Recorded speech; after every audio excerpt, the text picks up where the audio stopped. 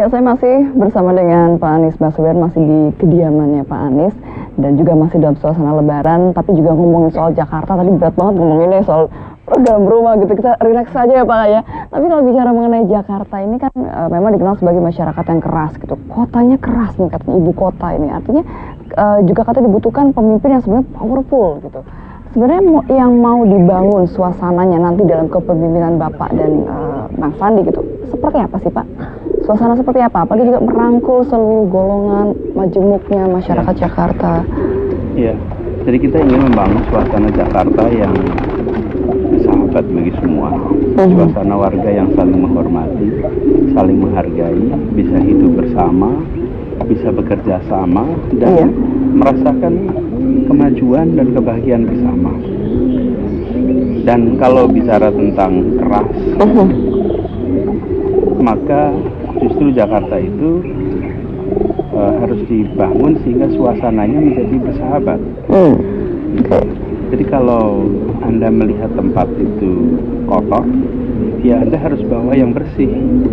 Kalau Anda lihat tempat itu panas, ya Anda harus bawa yang dingin. Yin and yang gitu ya, kebalikannya gitu kadang. Ya, kalau Anda pengen Jakarta ini makin keras, ya cari lagi orang yang lebih keras lagi. Makin keras pula Jakarta ini. Makin Jakarta yang penuh dengan konflik, bawa aja orang yang senang konflik, makin tambah konflik lagi. Jadi solusinya itu justru harus yang sebaliknya. Karena itu kita ingin datang dengan komunikasi, pendekatan yang bisa merangkul semua, yang bisa mengajak semua, dan jangan pernah mengasosiasikan santun dengan lembek. Jadi jangan pernah mengasosiasikan itu. Kemudian bahkan yang lebih penting itu adalah kita menawarkan sebuah kepemimpinan yang matang, kepemimpinan yang solid, bukan atau bahasa lainnya itu stabil. Kepemimpinan stabil itu boleh saja tegang, pikiran macam-macam, tapi ungkapannya tenang, stabil. Nah, pemimpin-pemimpin kita dalam sejarahnya adalah pemimpin juga yang stabil, artikulasinya baik, dan ini yang kita ingin agar Jakarta bisa begitu. Ada satu jalan utama di Jakarta, itu namanya Jalan Jenderal Sudirman. Tidak ada satupun orang yang berani bilang Jenderal Sudirman bukan seorang yang tegas, berani, keras. Tapi adakah yang berani bilang Jenderal Sudirman ini lembek gitu? Oh, nggak ada yang berani. Nggak ada yang berani. Iya, nah kita sekarang ini ingin membangun justru ketegasan, stabilitas, komunikasi yang baik, mempersatukan. Itu yang ingin kita bangun di Jakarta. Tapi kalau kita juga melihat berkaca dari pilkada yang kemarin begitu ya, artinya terlihat sekali konflik yang begitu tinggi gitu. Artinya kemudian bagaimana ini menjadi tugas nih bagi gubernur terpilih nih. Kecamatan mana yang ada konflik? Hanya di sosial media begitu jadinya ya. Jadi yang coba saya minta ingin melihat dengan secara langsung begitu. Di sini ada 13.000 TPS. Di TPS mana terjadi kerusuhan? Nggak ada. Ada 1-2 insiden. 13.000 1-2 normal. Jadi mengatakan Jakarta terpecah ini siapa?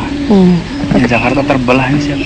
Imajinasi kita kemarin berkompetisi. Kemarin kompetisi imajinasi, bukan kompetisi kenyataan. Kita kan imajinasi.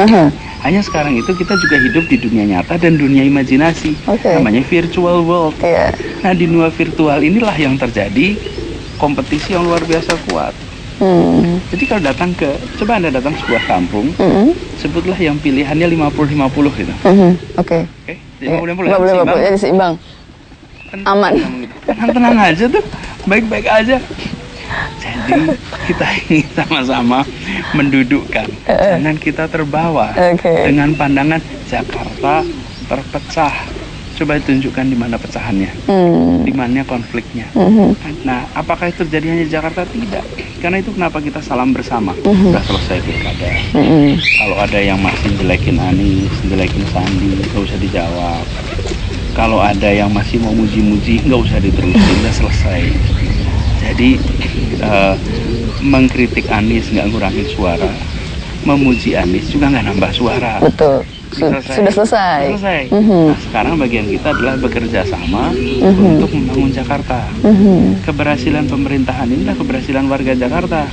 Dan saya tadi sampaikan yang harus hebat bukan gubernurnya, bukan wakil gubernurnya, warganya yang harus hebat. Nah, jadi kita nanti insya Allah akan bangun agar suasana kebersamaan itu muncul kembali. Oke. Baik, dengan cara seperti apa nih kebersamaan? Apakah misalnya sowan kepada mantan-mantan gubernur sebelumnya atau tokoh-tokoh atau interaksi dengan tokoh-tokoh. Yang kedua yang tidak kalah penting dengan program yang dikerjakan bersama-sama dengan warga. Sehingga warga bekerja bersama, beraktivitas bersama. Merasa ikut memiliki ya, begitu ya. Nah, tapi yang saya katakan tadi, kalau datang ke kampung-kampung, meskipun pilihannya adalah 60-40, ya tetap aja suasana hidup bersama kok yang baik-baik saja. Tentu tidak bisa dikatakan tidak ada perasaan menang, perasaan kalah, tentu ada. Namanya juga pilkada. Ada polarisasi, ada friksi, ada konflik.